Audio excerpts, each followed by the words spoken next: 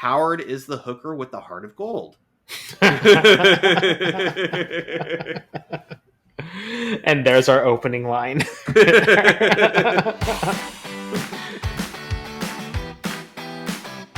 Welcome to Theoretical Nonsense, the Big Bang Theory watch-along podcast. No PhD required. We're the podcast that recaps all the episodes of the Big Bang Theory. No spoilers. So hop into your favorite spot, make yourself a grasshopper, and enjoy the ride. Hello there, Ryan. Hello, Rob. How are you? I'm doing well. How about yourself? Wonderful, because we just watched The Cushioned Saturation. Oh, yeah. For any new listeners out there, I'm Rob. This is my co-host, Ryan, and we are Theoretical Nonsense, the podcast that recaps, reviews, and deep dives facts from the Big Bang Theory, which we call IQ points. I've seen the series multiple times, but this is Ryan's first time watching, so we do our best to do no spoilers. Ryan has also been told he's been very similar to Sheldon, so we keep a point tally of how close Ryan is to being Sheldon. Where are we at? Right now we are at 58 points, me not being like him, and 56 me being like him. So right now I'm a little not Sheldon-y, but, you know, it could change in a heartbeat. There's still time. There's still plenty of time. Yeah, I actually just thought about this now. Like, once we get to like the later seasons, you're going to be like in the hundreds. Like 598 points like Sheldon and 596 not. 932.012. That was only a partial. It's partial Sheldon. Well, remember to follow us on all of our social media. There's a link to it on the show notes to our social media and to a history of all of our IQ points. So our Instagram is at Theoretical Nonsense Pod. Our YouTube, follow us on YouTube, like and subscribe, and email us at theoreticalnonsensepod@gmail.com. And I'm very determined to work on our TikTok. So I said that. I think I said that like the first 5 episodes, and then it just kind of fizzled out. But I am determined to get started. What's a TikTok? I just logged in for the first time in months. Account's still there, so I will do something. And then leave us a 5-star review on Apple, and we'll give you a shout out. Yeah. Which is a great segue into our giveaway. So we are bribing everyone with a $100 gift card to Amazon to any of our 5-star reviewers. So we're at the end of this season. We're going to put all the names in a hat and do a drawing. And you have a chance to win. But remember, you need to, when you write the 5-star review, you need to give us your screen name and you need to email us too, so we know who you are. To help us link it up, or somebody else might try to claim that gift card in your place. Yes, so you don't want that to happen. So, like I said, we will be conducting the drawing during our Season 2 update that will release December 3rd. So you have plenty of time to leave us a review. And speaking of reviews, we just technically got 2 new ones. Yeah. So we got a brand new one from Pixie. So do you want me to read that one? Yeah, you can read Pixie. And then you could read Rebecca's? Yeah. All right, this is from PixiePo1. So you gave us a 5-star, which we really appreciate. But if you want to be entered into the drawing, shoot us an email and let us know that you're Pixie. Because otherwise we won't have any way to send you a gift card. So Pixie wrote, as someone who has seen every episode numerous times, I am getting a fresh perspective while rewatching it again with Rob and Ryan. I especially enjoyed the IQ points, which often lead me to books on the subject. Today's find is Classic Candy by Darlene Lacey. Thanks to the discussion about movie theater candy. Also, I am not sure of the number score, but I am definitely a Sheldon. Keep up the great work, Pixie. So thank you for that. And then we also got, like I said, it's kind of like a partial one because Rebecca, who's been an emailer, she actually sent us a brisket recipe, which we will be cooking through. We'll get into that after this. Yeah. But she already gave us a 5-star review, but now she's actually writing something. So she says, such a great podcast. Rebecca here, aka Brisket Girl. I've definitely left a 5-star rating, but never a review. This is one of my favorite broad podcasts. Wow, I'm messing up. I look forward to every couple of weeks when it comes out. I appreciate the deep dives and the attention to detail that Ryan and Rob have every episode. Keep up all the hard work, boys. Thank you. And Yeah. sorry, I just slammed my cup down on my, my I was like, table. Rob, did you just die over there? Man, I, what happened? I was blinded by such great reviews, so Just, thank you. yeah, they make me happy. And We really we're do. We really hardworking I boys. know. I like that. I know we're bribing them, but you know what? I still feel good about this. Yeah, and it's a fun contest, you know. Yeah. Well, thank you for the reviews. Rebecca, you are now the second person to officially enter. So the Two people. chances of winning this gift card are very good right now. I'd say 1 and 2. Yeah. Unless Pixie, you got to send in your email. Mm. And also, we got a voice message on Instagram. I didn't know that was a thing. Me neither, and I still can't figure out how to access it. Oh, have you not locked? You have the password, right? I thought so, but like, I don't know. I'm a boomer. Like we both kind of are. Instagram confuses me. Yeah, but let me play it. It's from Anna from Portugal.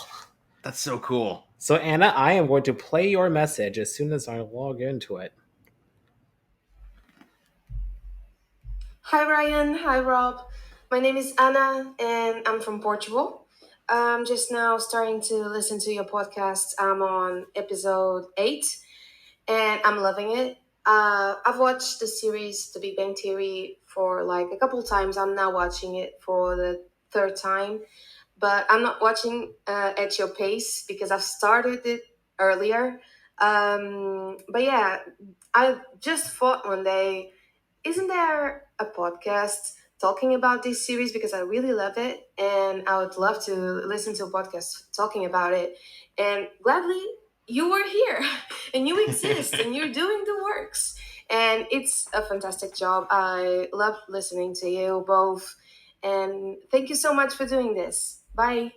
Oh, I promise I'll be more in touch whenever I catch up to the more recent episodes. But right now, I just want to really listen to all of them and then give you my feedback. All right, now I'm back. All right, cool. That was a lot of work just to get that played, but it was worth it. It was worth it. Thank you, Anna. Yeah, thank you. I think it's so cool that like we're making this International. Yeah, international now. I'm in Seattle, you're in Pennsylvania, and And it's in Portugal. I think we had someone from somewhere, or we had someone in England. England. Oh, yeah, too. Yeah. It was Tim, right? Yeah. That's so cool. Wow. Yeah, this is great. Well, thank you again to all of our listeners out there. Keep sending us your emails, your reviews, and some voice memos. That's great. You know, it's actually probably just Jacob like putting on a voice like oh, wow. Jacob, my. You can call me Stephanie and I'm from Well, that's all I had for housekeeping. Anything to add? I think that's all I have. All right, so let's get into the episode. Okay. I think I'm leading this one. At least I that's what think my so, note too. says. Overall thoughts? It wasn't one of my favorites. It had some funny part. Leslie Winkle came back. I love her character. Some interesting stuff. But as far as the actual content, Yeah, I agree with that. I did really enjoy it. There was a lot of laugh out loud moments. I loved the stuff with Mrs. Wallowitz. Yeah. That part was really great. But otherwise, yeah, the whole like his spot thing, it was definitely like, okay. Like it worked. It just wasn't right. the best. Yeah. I didn't hate it. Didn't love it. Yeah. But all right. All right. So this is season 2, episode 16, The Cushion Saturation, aired March 2nd, 2009, written by Chuck Lorre, Bill Prady, and teleplay by Lee Aronson. Directed, as always, by Mark Sandrowski. Opening scene, they're playing paintball, which is pretty awesome. We knew that they played before based off earlier episodes, but it was fun to kind of see them in action. Well, kind of in Yeah. action, like see them actually do it.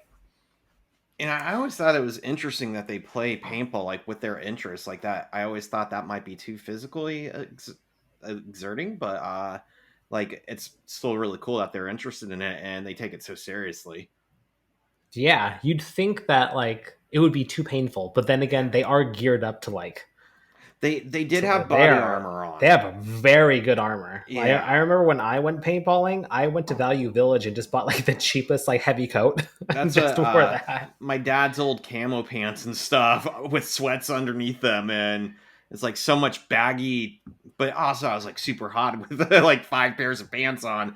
Yeah, But it blocked most things. Although I don't know, I stopped playing because the people I played with, like their paintballs, like hurt too much, and like I was getting like scar tissue, and I'm like, I don't. Were they being the jerks and like freezing the balls? Something like that. I think freezing, turning up their acceleration, and like the balls like weren't even breaking, so they're just like hitting and bouncing off, and it's like something's wrong here. Something's not right. Yeah, I really enjoyed playing amongst my friends, but like once my friends started getting out of it, I started having to play with strangers, and that started happening where it's like, man, I'm not into this anymore. Rob, you were just shooting people on the street, weren't you? Paintball! Wait, is that not how you play? It's called urban paintball. Urban paintball. You go to an urban setting and shoot anybody who's... Yeah, you have a gun and they don't. That's how you do this, right? Precisely. Well, Raj and Howard run into a shed, and then there's a great reference to Apocalypse Now. Raj says he loves the smell of paintballs in the morning. You know, that's one movie I haven't seen yet. I haven't seen it either. Oh no. Oh. We know the reference, but we haven't. Well, I definitely knew the reference, but man, I've been thinking about starting a second channel where I review like these classics and talk about it, because there's so many movies out there that I just have not seen, just like Star Trek. Yeah, I haven't been like. But then, like, there's like, so I might cut this part out because it's kind of a long rant. But like, you haven't seen Community, but there's a character, Abed, who's really into movies. He basically lives his life through movies, and he basically acts like them too. Like, he doesn't know how to act like himself. He just basically lives through movies and everything like that. But he's always talking about these classic movies. I was thinking about just kind of going through Community and just watching every movie that Abed references. Ooh. That would be fun. It might just be like a little side project, a second channel and stuff like that, because it would be less of an investment than doing IQ points. So I was like, maybe I should start a second channel. Yeah. So, more on that later, though. All right, back to Big Bang Theory. Well, everyone else runs into the shed and they're surrounded. The chemistry department has cut them off. And I think it's really cool that, like, I don't know if it's the school that organized this or did one of them, a head from each department, was just like, hey, let's go play paintball. And it's like multiple departments. It's not just two, like versus. It's like warfare, like 4 different groups or more, right? Yeah, and they're all playing against each other. It's like, that's pretty fun. Well, Sheldon is upset at the group because some of them missed the strategy meeting. And he's obviously referring to Howard. And Howard says that he missed it because he took his mom to the laser clinic for her spider veins. Yes, spider veins. Well, then, but either way, they need a plan. Raj suggests Hammer of the Gods. And that plan apparently is they hide behind the dumpsters in the parking lot and just ambush people as they try to pee. But they can't do that because it's a no-go since that area is in astronomy territory. So then Sheldon refers to an episode of Stargate where they ended up on a planet loosely based on Earth's Athens and Sparta. They all have a very confused look on their face. But either way, Sheldon and Raj and Leonard will burst through the doors while Howard covers them. You know, and I don't remember that episode. I've watched a lot of Stargate, but I do not remember an episode quite like that. I looked into it, and based off all the forums that I found, it's a made-up episode. Oh, that would explain it. I found this on Reddit and Stargate forum.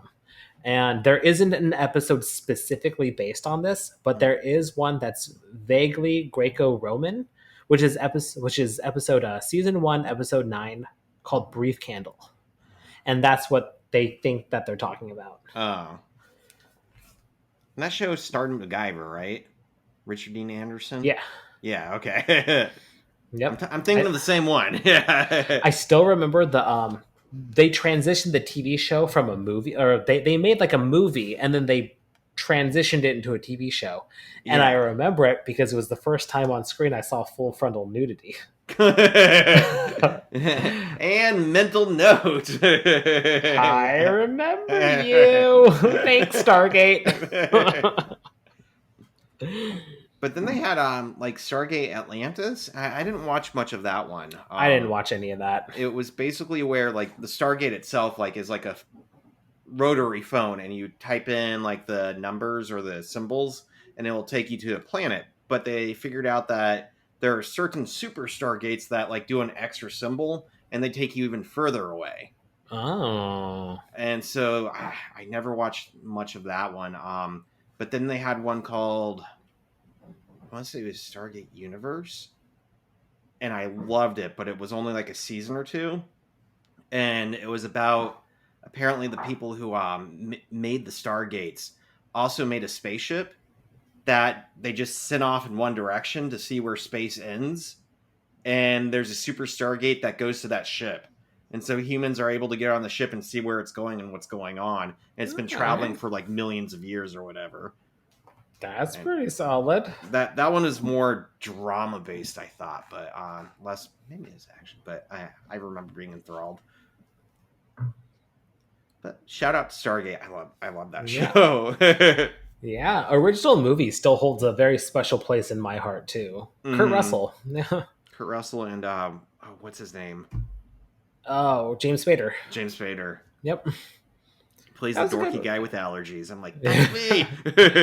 I do just remember how cool it was seeing the visuals of like the in quote gods, how like their armor kind of just formed. It was very similar to like Iron Man's nanotech. Yeah.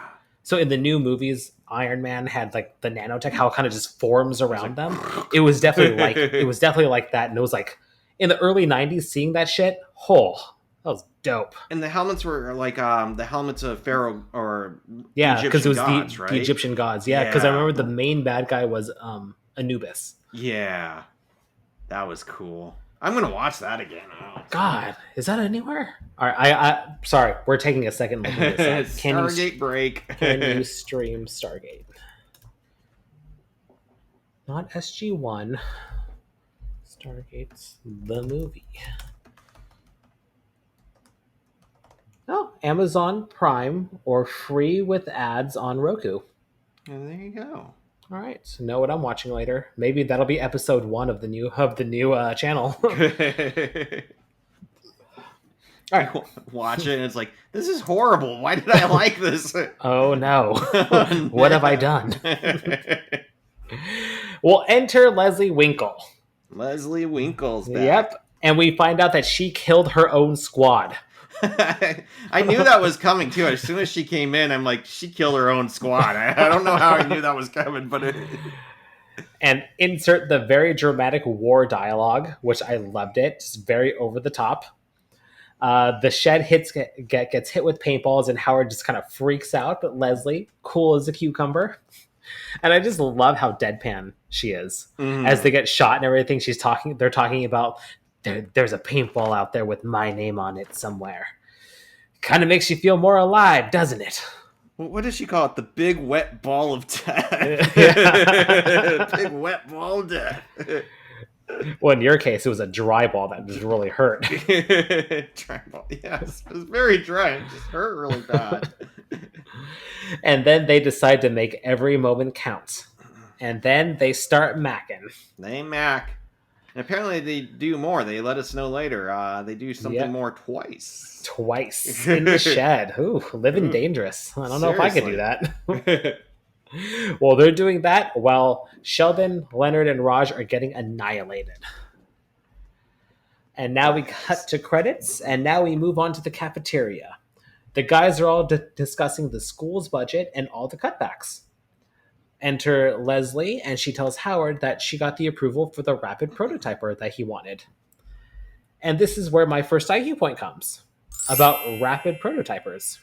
Oh, I'm curious because I assumed that was just a made up thing, so I didn't do any research on it. So I learned that it actually is more of a, it's not as, based off my research, I don't think it's a specific thing.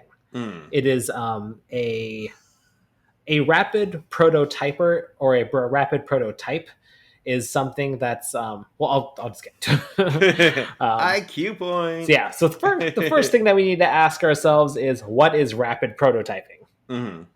It's pretty much exactly what it sounds like. It's the accelerated production of a prototype. It's an agile strategy used throughout the product development process. With this approach, three-dimensional prototypes three-dimensional prototypes of a product or feature are created and tested to optimize characteristics like shape, size, and overall usability. Rapid prototyping creates product simulations for testing and validation during the product development process, with multiple iterations generated during a short period based on user feedback and analysis. This is important with research and development because companies can, in quote, fast forward real world customer feedback on products without breaking the bank. And the components to be created as prototypes can be anything from injection molding, CNC machining, 3D printing, which is what I thought that they were talking about. Yeah. Or sheet metal fabrication. If a lab was to use a third-party company to simulate parts, it can cost anywhere between $65 to $125 per hour. Dang. So depending on your project and what parts you need, it could get upwards of $100,000 for one project. And these are for just prototypes. So Leslie said she got Howard a rapid prototyper, but from the information above, there really is no single piece of equipment that could do it all. So like I said, I'm guessing this is a vague term for equipment that could produce some sort of prototype. So maybe a 3D printer? Did they have 3D printers back then? I kind of remember this is when they were starting to kind of pick up, and like I remember, I don't know if it was exactly 2009, but I remember it was starting to become a thing. Yeah. But it wasn't really, it was for the rich. It was for the people who were like really rich could get it. So then it got me wondering, I was like, well, how much is a 3D printer? I can't go backwards in time and see how much they were back in 2009. And it could vary based off if it's a home printer versus a commercial printer. Yeah. But based off a quick Google search, I saw one for $67,000. That's got to be commercial. Yeah. Definitely. It definitely is. Yeah. There's no home 3D printer that would be $67,000. I think you could buy like really cheap ones for like a few hundred. That's what I've been looking at some, and I think the one I've been looking at is like $600-700. Because I would love to make my own like 3D board game figures and like, you know, settings. Like I want to build like a little building I can play with the figures in, and you know, walls and cars for them. I would waste so much money on plastic, but it sounds so awesome. Well, let's start our Kickstarter. Let's get Ryan a 3D printer. 3D printer. Well, the only thing I could think of was that since a commercial printer can be upwards of $67,000, Howard must be really good in the sack. Apparently, she is not complaining. She is quite satisfied with Howard's performance. And then she says, "You scratched my back, I scratched yours." Which Sheldon thinks she's mimicking the African civet cat. Which Leonard asks, like, "Are you done?" And of course, Sheldon's like, "No, he has more information. Despite the name, the civet cat is not a true cat." And now he's done. And I did a little IQ point on this. Nothing too major, but a little bit. Yeah. And I did find out that African civet cats are they're similar to cats or similar to raccoons. To me, it looked kind of like a badger raccoon thing, but with a cat body. The face is different than a cat's. It is from the Viridae family. and it's considered a feliform mammal. They are omnivorous and basically, eat rats and mice and stuff. But I ended up finding a video and watched them run around, and they're kind of playful. They're pretty nice. But my big thing is I went to a YouTube video, and it's actually called African Civet Cat Family. It's posted by Riverbank Fisher. Take a listen to it, and I don't think Leslie Winkle sounded like an African civet cat. I watched a couple of videos, and this was the only one where I could hear them making noises, but their rows were more like rows, like almost like they were asking questions, not like row, you know. It wasn't a satisfied statement. Ooh, I don't know. They were eating. They seemed pretty satisfied. Oh, never mind then. I'll have to watch the video. But I could see some of the noise being similar, but it just didn't quite sound the same. I thought it was a pretty large leap to get to the African civet cat family to for Sheldon to say that's what they sound like. Well, I did a little bit more research on if they're not a cat, if they call it the civet cat, and it's not actually a cat, then what is it? Mm-hmm. So this took a lot longer to research than what I was expecting. They have their own like evolutionary chart. Like I was looking in it, and I'm like, okay, I'm just gonna look up the sounds they make. Yeah, but there's several different species of a civet cat. Yeah. They're mostly in Ghana and Ethiopia, and I feel like Sheldon is only sort of correct by saying that they're not a cat. Because like it's like you said, like they're part of like a feline like animal. Yeah. And that's what I kept finding more and more articles saying the exact same thing. But it's like, well, if they're feline like, then how are they not cats?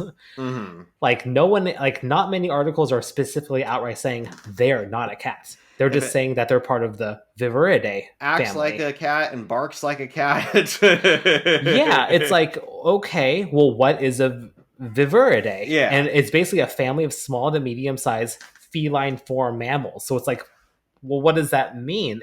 Feline is like a cat.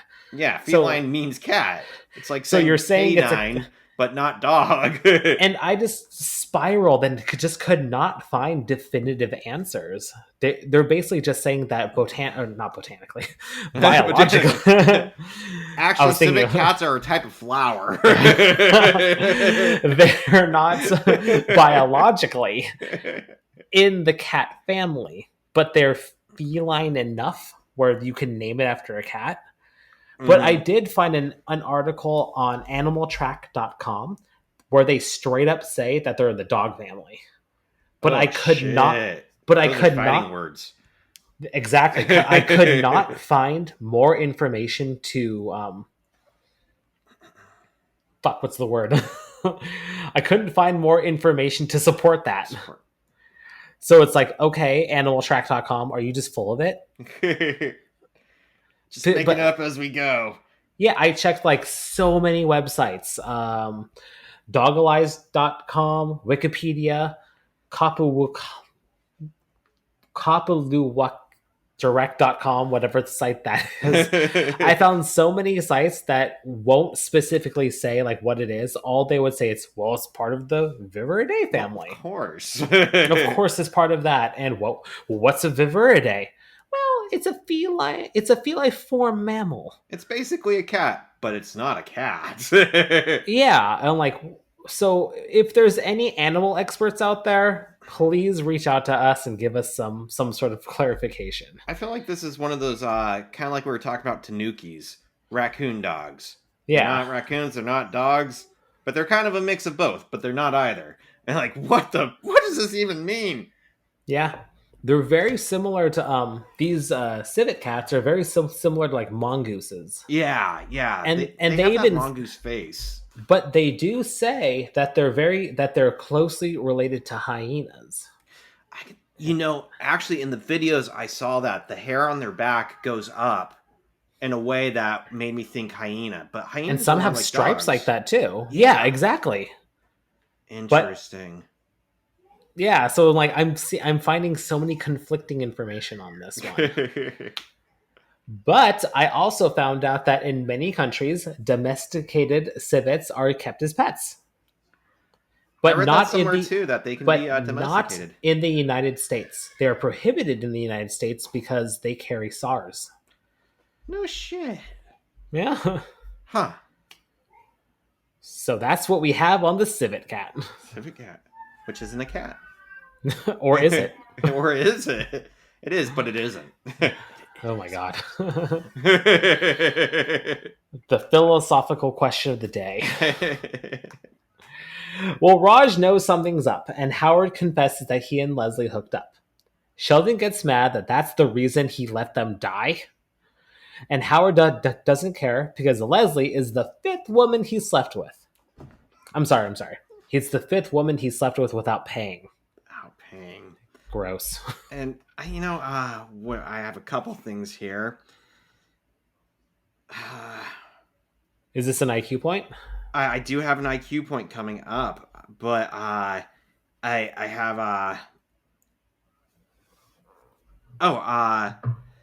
when the whole kind of Howard doing the whole thing, and Sheldon says this is court martial offense, and Howard's basically like, oh yeah, sorry, like that's sometimes it just happens, I was thinking that that's a point like Howard, that I get distracted easily, and even if I'm playing paintball and I'm supposed to be helping out my friends, I think a woman throwing herself at me, and if it was consensual on both sides, I would probably get distracted. And, if I were single in the middle of paintball, and the closest thing I could think of for this was we were in Las Vegas one time for a bachelor party. Was it the one that I was on? Yeah, you were there. Yeah. And I don't remember where we were going to shoot guns or something, but we were supposed to be on a bus, and for some reason, I was alone with our other friend. And we were trying to make our way to the bus, and we're like, oh, we're running late, we gotta hurry. I'm like, we're running late, and he's like, yeah, we're running late. And he goes, you want some ice cream? And I'm like, yeah. And we're running late, we're already 5 minutes late, and we just take a detour and get ice cream, and we walk on the bus, and everybody's like, where the fuck were you guys? And we're looking at our ice cream like, okay, sorry. So I'm gonna give myself a point being like Howard of getting distracted. Dude, that was so fun. If I talked to Christina about this because I never actually had a bachelor party, and if I was to ever have a bachelor party, it would be something like what we did, like go to Vegas and shoot some crazy exotic guns. I think if I had one, I never had a bachelor party either. When I was first married. But... Ooh, I'm coming to Seattle soon. Should we just have a bachelor party? Yeah, do our own. If I had a bachelor party, I think I'd like want to do a hot box or something where we're all like start tripping, like in the middle of nowhere, like, and so things could get really scary. Lick a toad. Yeah, lick a toad, lick a toad, and one of those things where no water for 48 hours. You can drink anything else, but no water. Ryan, I might have to pass on your bachelor party. I think I'm too old for that. Maybe. How about instead of 48 hours, 24? 24. Isn't that what like Cabin in the Woods did, the Eli Roth movie? That was so good. If you have, I think it's still on Netflix. If you haven't seen Cabin in the Woods, don't look into it. That's the big. Oh. That is like the big thing. Don't read anything about it. Just hit play. Wait, no, I'm thinking of Cabin Fever. Cabin in the Woods is freaking fantastic. Actually, yeah, Cabin in the Woods was what's his name? Who did Buffy? Yeah, not Abrams. Joss Whedon. There it is. Yeah, that's right. Not Eli Roth. Yeah, yeah. Cabin Fever. It had some good stuff. It had. Didn't it have Boy Meets World on there? Yeah, writer, right? Yeah, Hunter. Sean, yeah. Sean Hunter. But they also had a kid who wanted pancakes, and that didn't work for me. But Sean Hunter, Boy Meets World, getting into some scary stuff. I enjoyed that. So that's my okay, that wasn't an IQ point. That was 1 point for being like Howard. Um like Howard. And then I did have a little IQ point on him having Leslie as the 5th girl he had sex with without paying. And this, he made that sound low. And this is kind of why I looked this up, because I remember hearing that the average sexual partner is like 5 partners. And I looked this up on cdc.gov, in a study from 2015 to 2019 with people between 25 and 49 years old. They found that women typically had a sexual partner ratio of 4.3 per person. Men, on the other hand, had 6.3. Sluts. Those men. You male sluts. We're not slut shaming men here, but we are sluts. You're a slut, Rob. Actually, I'm below the average, so in your face. Well, I don't know why I'm proud of that. Here's something: is that they are actually counting vaginal, oral, and anal. So I'm like, that redefines a few things, you know. God's loophole may not be as much of a loophole as I thought. Still counts. Still counts. But what I found really interesting was they actually break it down on this website, cdc.gov, of different categories. And the highest number of partners, the largest category, was men having 15 or more partners. 28.3% of men had 15 or more. Men are going to town. Women, on the other hand, had 29.2% saying between 2 and 4 partners, and 28.6% between 5 and 9. So over 50% of women have between 2 and 9 partners, which goes with that average of about 5 partners. And then the rest of the men were basically split up, but lower than 28% between 1 and 14. But again, most of them are in that 2 to 9 range. It was just, I was surprised that 28% had 15 or more, because in Howard's case, 5 is like average. Lots of guys have less than, but well, apparently... that's only free though. Who knows how many only he paid? Exactly. Who so knows maybe, how? It's Howard. Who knows how many he paid for? And we are counting all vaginal, anal, and oral. So I'm actually shocked that Howard is more like Barney Stinson in How I Met Your Mother. I'm surprised he doesn't live at a strip club. I'm surprised he doesn't just spend all of his money on comic books and strippers. That's fair. But I honestly think there's a part of Howard that really wants, what we see in this episode is that he wants a real relationship. Does he? No, I feel like because he denied going to the wedding at first, because he's like, well, but then again, that was specifically like, I don't know how to act as a boyfriend. But then again, I don't think it didn't seem like he showed signs of wanting a real relationship with her. I don't know. Because he was fine being arm candy and a sex toy. He went with it because he's not going to turn down the sex, but I don't think that's what he would want out of life. He's just going with it because he knows that he has to. If he wants to continue on the relationship. He wants to continue having sex, and that's the end game. But like in a perfect world, Howard is the hooker with the heart of gold. And there's our opening line.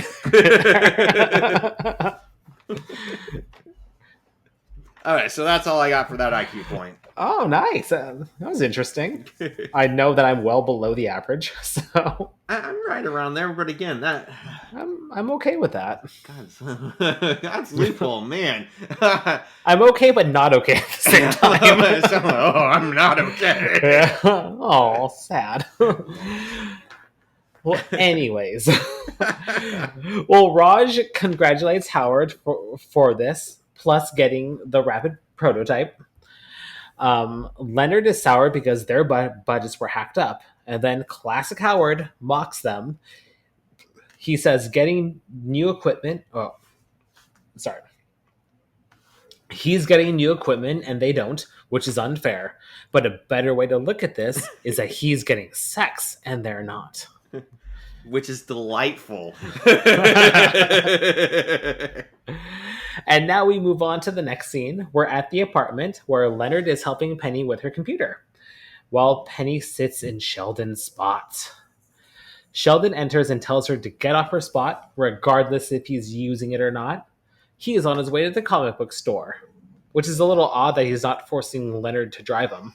But yeah, we'll go with it. Yeah, and we find out that later on, Raj gives him a ride home, so it's kind of weird that he's just walking there. And He either walked there because it was a nice day, or maybe he took the bus. yeah, But then again, he doesn't take the bus because in an earlier episode, he got in trouble for not because he tried to strap himself in. yeah, you're right. Yeah.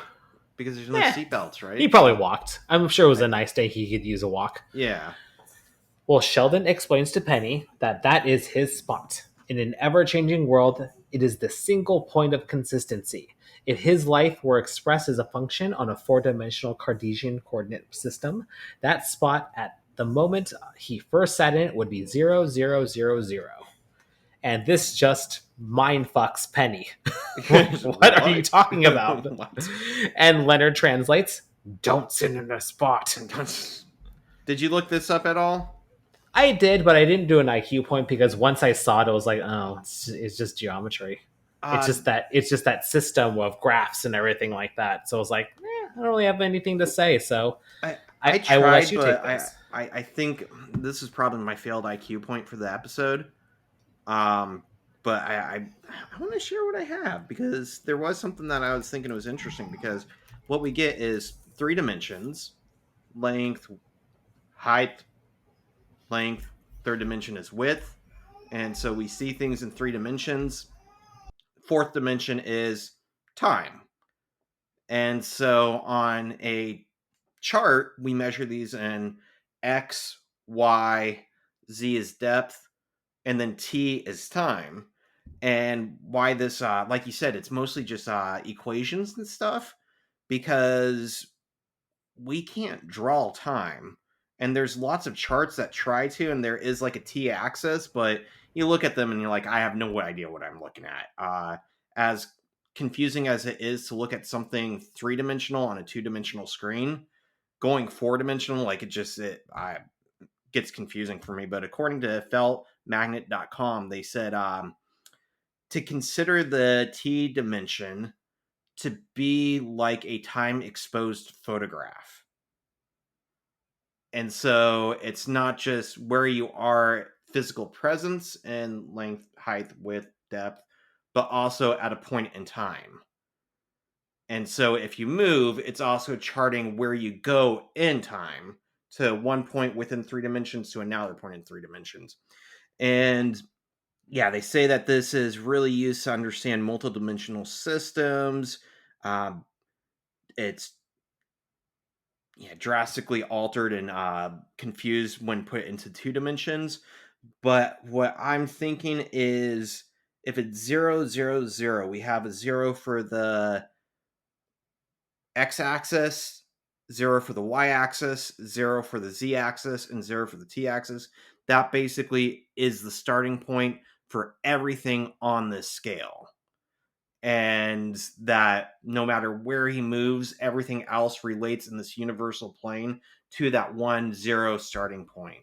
So that probably made sense without it, but I thought it was really interesting learning that there are ways to chart time, the t-axis, and you can think of it as an exposed photograph. But to me, a lot of the math is just way above my head, and trying to process it on a visual level, I think is basically impossible. It's quite confusing.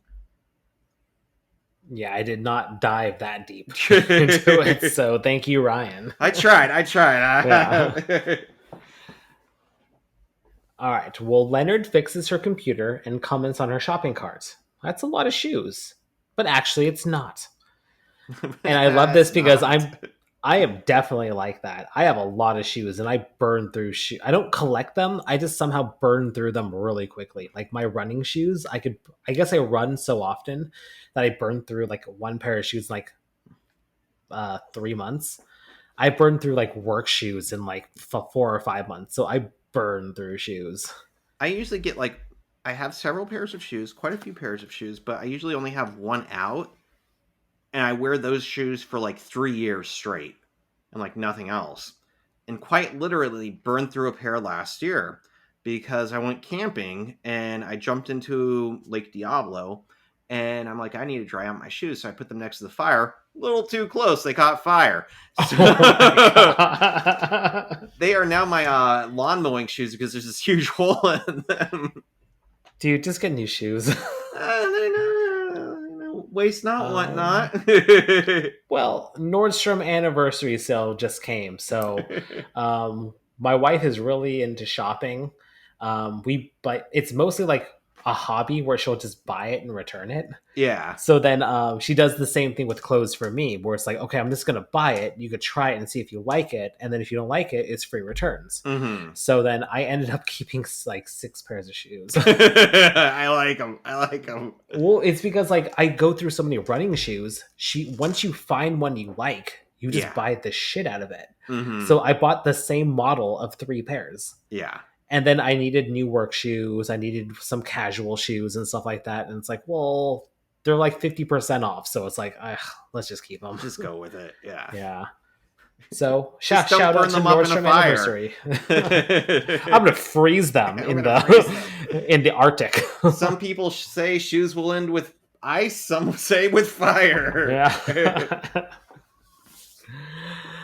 Well, Penny sees the paintball gun, and Leonard invites her to play. And I love this. This kind of sort of starts an ongoing joke where Penny comments that she's from Nebraska, and where they're more serious about violence versus like play violence. Mm-hmm. Like it kind of like you'll notice that she mentions like Nebraska and then insert some sort of violence or something like that. You know, I have to say, living in Pennsylvania and in Nebraska, I think Pennsylvania was more on the violence. I guess they're not in Pennsylvania, but I remember in school that the Monday after Thanksgiving was considered a holiday because of the number of people who would take off to go hunting. Because it was also the first day of like deer season, I think. Yes. And I'm like, that is you very take a true, day yeah. off school, like it's basically an official holiday to go kill deer. Now that is wow. Well, to be fair, in Pennsylvania, the deer population can get out of control. Oh yeah, they're like the deadliest creature in Pennsylvania, right? Because people think they're cute, and so they go try to pet them or get a picture, and suddenly the deer's like, "Get out of my way!" and they kill them. Yeah. And then there's that, and then they're just like all over the place on the traffic and everything like that. Yeah. Like, there comes a point during like mating season where you will see nothing but dead deer on the side of the road. It's insane. I drove like to a destination like 40 miles away for like work. I feel like I saw like 10 deer on the road. It was like insane. Wow. Did I ever tell you about the deer in Nebraska that hit me while I was driving? I thought I walked up to you and just smacked you. And bitch. I could see that happening too, man. Listen here, bitch. Driving, that's what you get for burning your shoes. Most people like swerve, and you're supposed to just keep going straight because if you move with the deer, they're gonna move and not know where you're going. Better chance of hitting. But this guy, I was past him, and he ran smack into the side of my car. And I'm like, what are the chances? Why would you do that, bro? He was fine. He kept walking, but my car was messed up. He had a death wish. He's like, I'm ready to go. But goodbye, cruel world. All right. All right. And now Penny accidentally fires the gun, which starts the MacGuffin of the episode. The MacGuffin. And now we move on to Howard's bedroom, where a little sexy time Actually, just happened. I did a little, just to start this off, a little IQ point. I think this might be my final IQ point. But I didn't believe, I wasn't convinced this would be a problem. Which? That the paintball on the couch. Oh, on the couch? Okay. Yeah. So what I found at a couple different sites, one was an animal site, aspcapro.com, and another one was lonewolfpaintball.com. But we get paintballs made out of polyethylene Lithine, glycol, gelatin, sorbitol, glycerol, water soluble dye, and vegetable oil. Most of them, you can always get something like specially made, but the majority that are commonly used are non-toxic, and that doesn't mean you can eat them. They can mess up with your digestive systems, but I mean, But they look so they tasty. they They're look so delicious. colorful. They're gelatin, like little tapioca balls. Ah, it's like a gusher. It's like gosh, so much gush.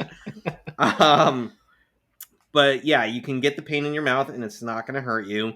It is different than house paint and commercial paint, so it's not like what you would put on your walls. This is very specific to playing paintball, and it is again water soluble, so it's not meant to be eaten and cause digestive problems, but it is washable. And they say that for the most part, just rinse it off. That warm water and a little detergent. In fact, they say no harsh chemicals, no bleach, and uh, I'm guessing no dry cleaning.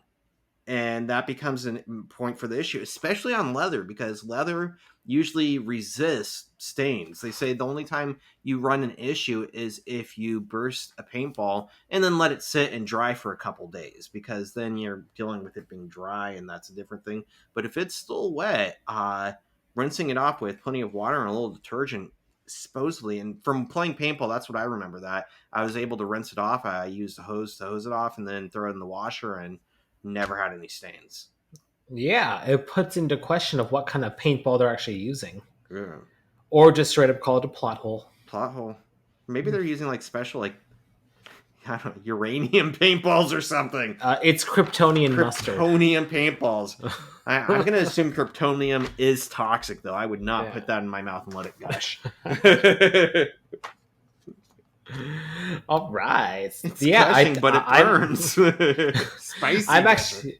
I was gonna say I'm actually out of IQ points now too. Oh, interesting. This is an interesting episode because there's quite a bit left, but that's where I rounded out. No more IQ points. Yeah. I'm glad it wasn't just me. Well, anyways, back to the sexy time. Howard's heart is racing, and we get another callback to his transient idiopathic arrhythmia. She asks him if he's enjoying the prototyper, and Howard gushes over how jealous everyone is. And they both connect over how nice it is when your good fortune makes others miserable. So now you're actually kind of seeing that they actually are on the same like wavelength and vibe and everything. They actually kind of do make a good couple. That's kind of terrifying, but it makes sense, right? Yeah. And then Howard's mom comes home. I actually give myself a point for being like Howard here too. You enjoy misery? Jerk. Not quite that much, but he goes, she asks him if it was it? She asks if he liked it, and he asks if it was satisfactory for her. Or he goes, how did you like it? And she goes, do you mean it was satisfactory? And he goes, oh, so will be pass or fail? I'll go with it. And the notion of like, you know what? I'm okay with that. Like, as long as I pass, I'm not going to complain. Okay with pass. Pretty good with that too. System, you know? I don't have to be a 10 out of 10, and I don't have to be a 10 out of 10 every time, but I'd like to know I passed, you know? You know what? A D is still a passing grade. He's still passing. Well, Howard's mom comes home, and his mom needs help with a zipper and wants Howard's help. And then Howard tries to make up like reasons to not go and help, but then Leslie just shouts out that he has company. And I love that part. Howard's like about to have a heart attack. And I love it because like Leslie's character does it like it's partially, you know, it looks like she is trying to hold back laughter, but I think she did it because she's a lot like his mom. Yeah. And which makes them a good couple too, right? Yeah. That she shouts out just because that's her nature. Mm-hmm. And then Mrs. Wallowes asks if she's Jewish, where Leslie says no, and Howard's like, yep. Yep. Totally. totally Jewish. Yep. Mrs. Wallowes tells them to have fun and use protection. And now we're back at the apartments, where Leonard and Penny try to clean the cushion. Penny assumes that they're in this together, and Leonard just throws it in her face that she had the chance to be a we for a long time, but it never happened, so she's on her own. What is this we? You had a chance a year and a half to be a we. This is you. They try to brainstorm a break-in, and someone just ruining the couch during a break-in going wrong. But then they decide to flip it, and then Penny tries to sit in it and put a butt print in it, but it's too small and perfect.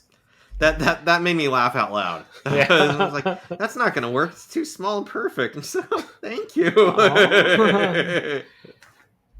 Well, now Sheldon comes home, where he got a ride home from Raj, and he got the new issue of The Flash.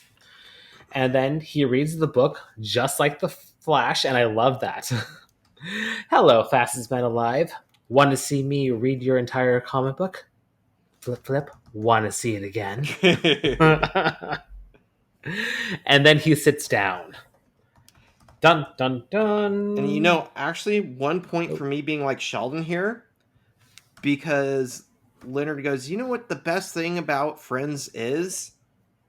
And Sheldon's reply is they don't find the need to talk incessantly all the time. Yeah. And I'm I'm not going to be rude about it, but I don't feel like we have to talk just because there's silence. In fact, I feel like that I'm going to stand by. That's a sign of a good friend, is that you can sit in silence for a while. Yeah. Not the making of a good podcast, but you know what? In person. Shut up, Rob. I want to be quiet. Shh, it's quiet time. More talking. Well, Sheldon notices that something's wrong. And he flips over the couch cushion and he sees the paint. And Leonard is so quick to throw Penny under the bus. Penny And now, did that.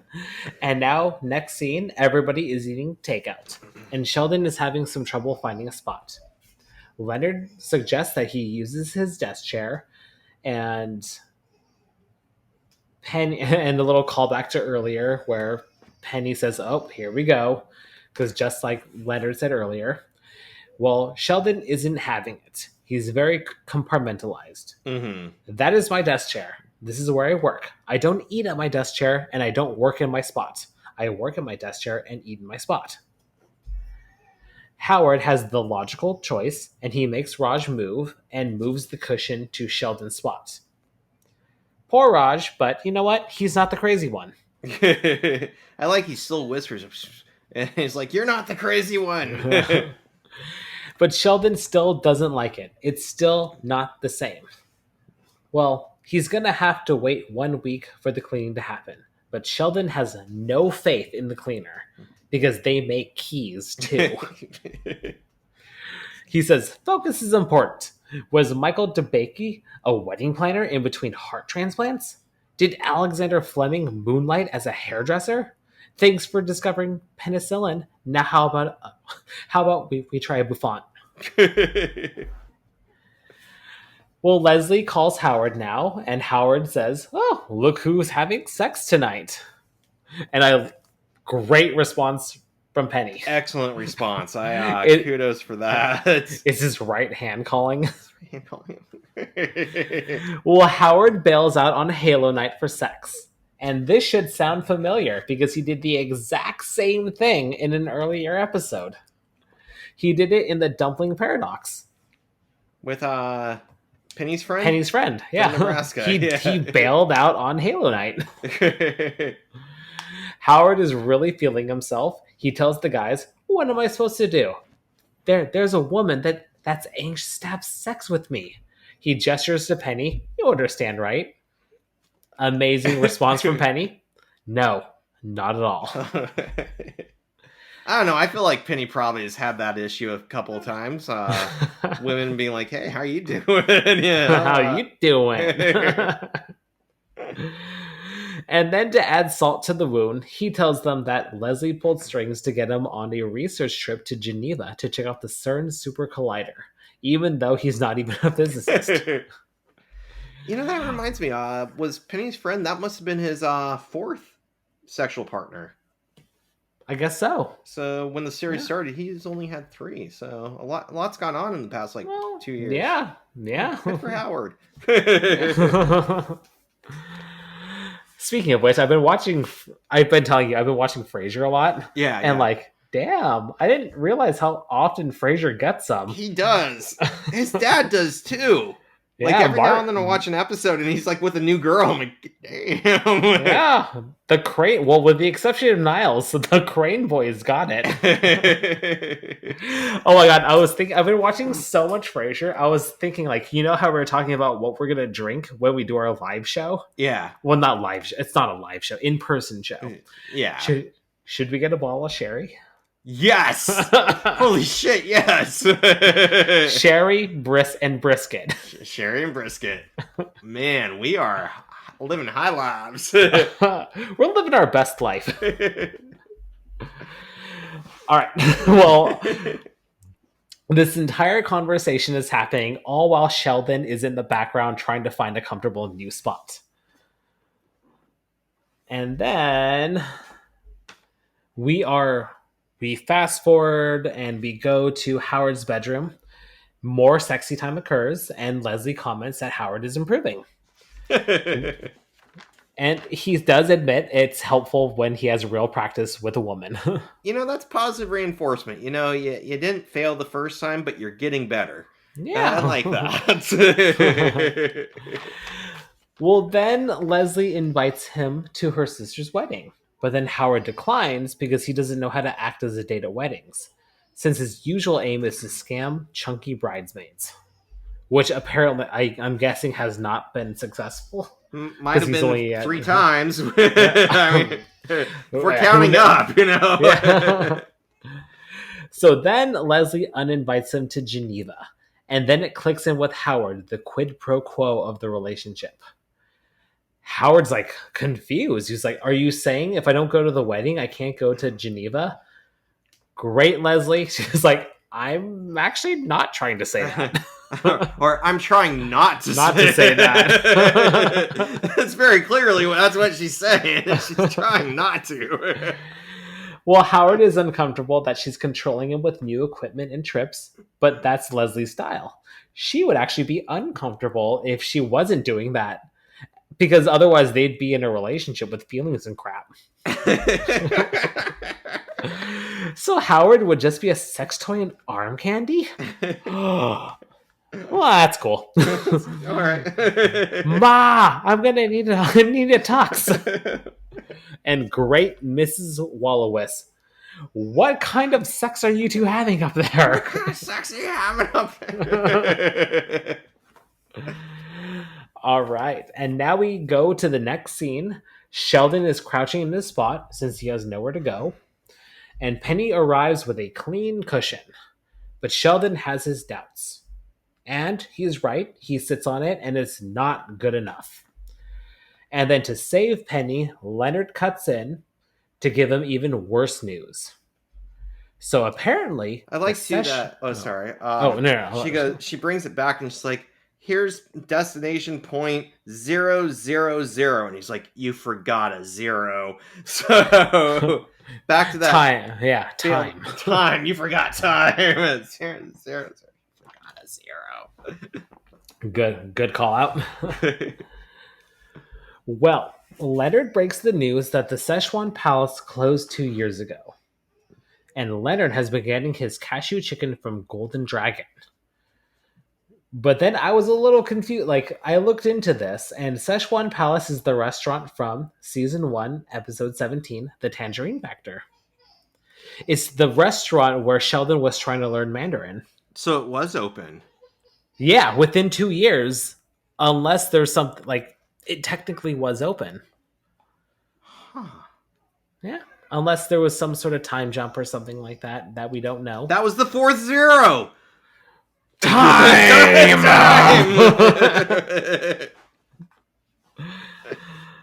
And I also thought his usual chicken, or his usual order, was Mandarin chicken. Yeah, what they say, almond chicken? Cashew chicken. Cashew chicken. Well, I feel like this was good planning from the writing staff, or a happy accident. Because earlier in season 2, when Leonard had a date with Leslie, they did Chinese takeout. And I noticed they didn't pick up from the Szechuan Palace. It was from Chang's. Mm. So they kind of like eliminated Szechuan Palace from the equation a long time ago. Granted, it doesn't fit within 2 years, but then again, Leonard could have been rounding up. He could have just been like, it was a year and a half, but it was more like, it was about 2 years. Yeah. Emphasizing a little bit, exaggerating. Yeah. But I thought to myself, man, how great would it have been if he was on his date with Leslie and he actually got it from, if he admitted that he got it from Golden Dragon. That would have been, I would have loved that. I would have like shit myself. It was so good. Because I like it when writers actually plan for the future. I know it's really hard in TV shows because I know TV shows don't always know if they're going to get renewed. Or how long and how can they play out a foreshadowing thing, you know? Yeah, where it's like, and also it's sitcoms around this time, more often than not, people don't watch every episode. Mm-hmm. So sometimes they're not gonna see the reference. Like back in the day, before like TiVo and Netflix and streaming, when you could only watch an episode of a sitcom weekly. Yeah. Even the most faithful viewers will only be able to watch about 60% of the season. Because if it's Thursday at like 9:30 every Thursday, something's gonna come up, something's gonna happen. Like and you can't rewatch it unless you record it. You're not gonna see it. And that was tough. And sometimes VCRs just didn't work. So yeah. I never had a TiVo. Like I only had VCRs. But yeah, kids out there, a VCR is old technology where it was a cassette tape. You know, with film. You said you're watching Frasier. We actually had film. The last couple of weeks I've been watching Wings, a lot of Wings, just random episodes. And there's an episode of Joe Hackett goes on his bachelor party the night before he gets married, and just everything goes wrong. And he's like, well, at least Lowell brought the pornography tapes. Put one of those in, Lowell. He's like, well, I have Space Vixens. I have World of the Vixens. I have Vixens this, Vixens that. And I'm like, oh, let's go with that last one. He goes, he's like, it won't fit. And Joe goes up, he goes, that's because that's a beta machine, the last one in the free world. And I'm like, you know, I'm pretty lucky to know what a beta machine is. I've never used one, but I know what it is. And like, kids today probably don't know what a VCR is. So having to explain a beta machine, that when VCRs came out, there were conflicting technologies. There was something, technically beta was better.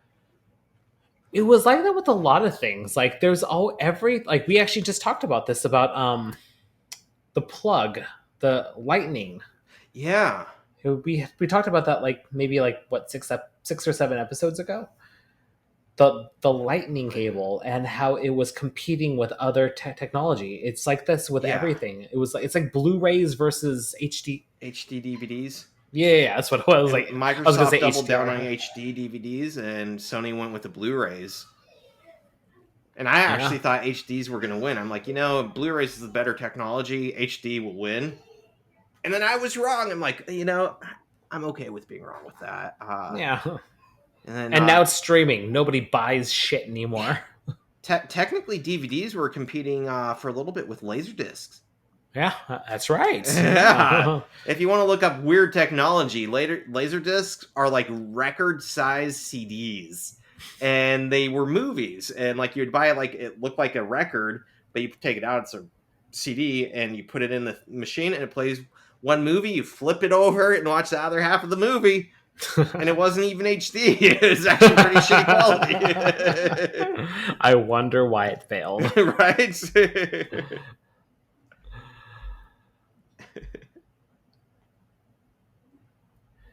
Well, I was also thinking, like, back to the Chinese restaurant, I will say that it makes sense that Sheldon didn't know that it closed.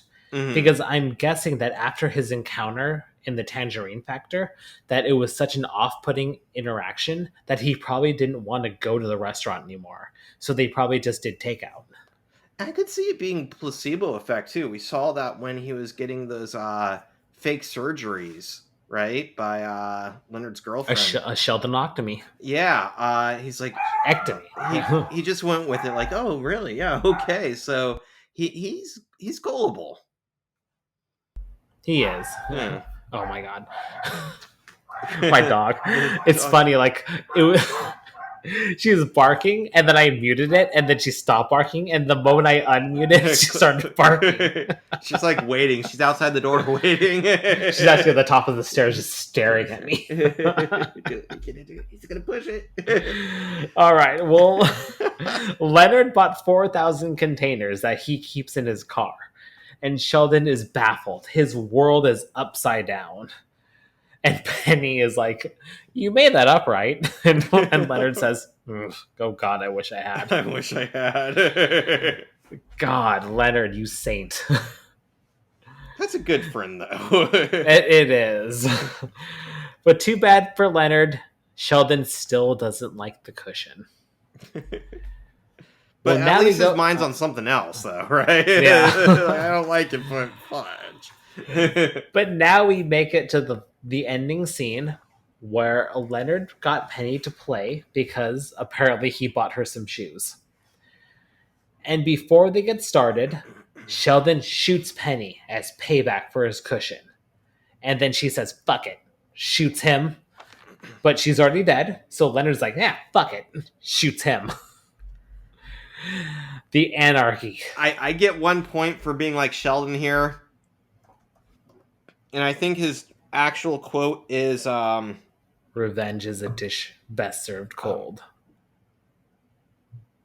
Oh man, I didn't write down the exact quote, but the something like, as long as chaos is ruling.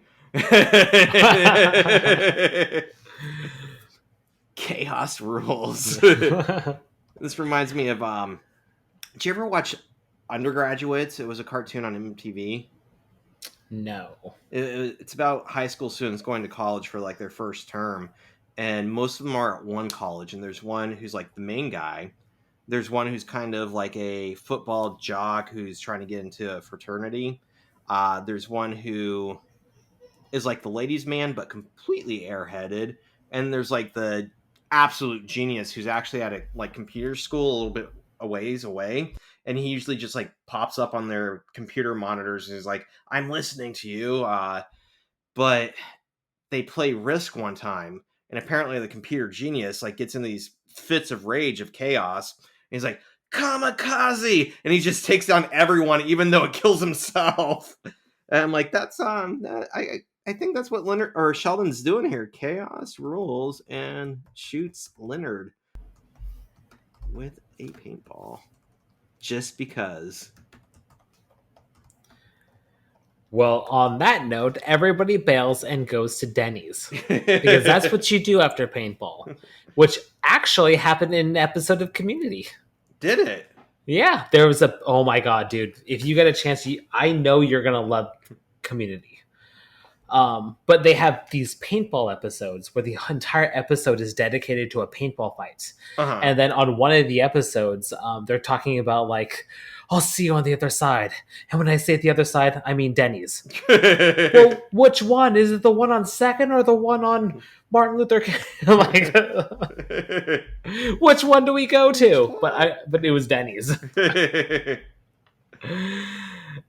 But that's the episode. That's the end. We did it. Overall thoughts? Again, it wasn't my favorite, but the ending scene actually was probably one of my favorite ending scenes. I was laughing pretty hard with that. I like Howard and Leslie's relationship. I hope we get to see some more of that. Some of the stuff, the couch cushion, is kind of like, not a bad episode. Not one of my favorites, but a fine one, and I enjoyed watching it. Yeah, agreed. I enjoyed it, but there was nothing really noteworthy to like make it like my favorite. So come end of season 2 recap, this isn't making the list. I don't think it will, unless we have some shockingly bad episodes. Unless every episode is downhill from here, but I assure you it won't be. You are about to watch some shit, Ryan. And now the rest of the series sucks. Joke's on you. All right, so IQ point tally. We have 4 official IQ points.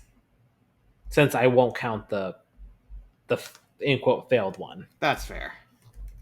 And we had 2 points for each side, so I'm standing at 60 points, not like Sheldon, 58 like Sheldon. Well, all right. That was the episode. Everybody, thanks for listening. Thank you to our new reviewers. Thank you, Rebecca, as always. Like we said, we are going to cook through your recipe, your great-grandma's recipe, when I go visit Seattle in a few weeks. Well, I guess in a couple weeks, but by the time this airs, it'll already have happened. That's that T-axis, the time. Yeah. But we are going to Instagram it. Maybe I'll TikTok it. It's going to happen. Like, all of these things you're going to see it all. And thank you, Pixie, for the new review. So, again, leave us a review on Apple. You have a chance to win a $100 gift card. As a reminder, shoot us the review or write a review, create a screen name, and then email us what that screen name is. Otherwise, we can't send you a gift card. We won't know who you are. Yep. Subscribe to us on YouTube. Gingerly tap that like button. Follow us on Instagram at Theoretical Nonsense Pod. Shoot us an email at theoreticalnonsensepod@gmail.com. And we will see you next time when we talk Season 2, Episode 17, The Terminator Decoupling. Thanks for listening. Thanks. This was Theoretical Nonsense, the Big Bang Theory watch-along podcast. No PhD required. Our intro and outro music is by Alex Grohl. Thanks for listening. Sherry and brisket.